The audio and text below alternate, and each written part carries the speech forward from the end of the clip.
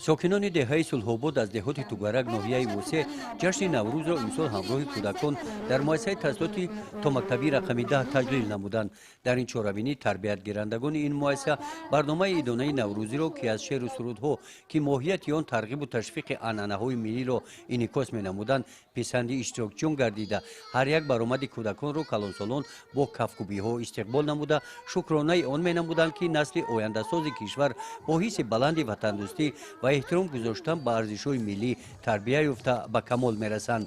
در این نمایش در اجرای برنامه‌ها کودکان مسئولیتی که به دوش آنها گذاشته شده بود آن را با درک بلند اجرا نمودند.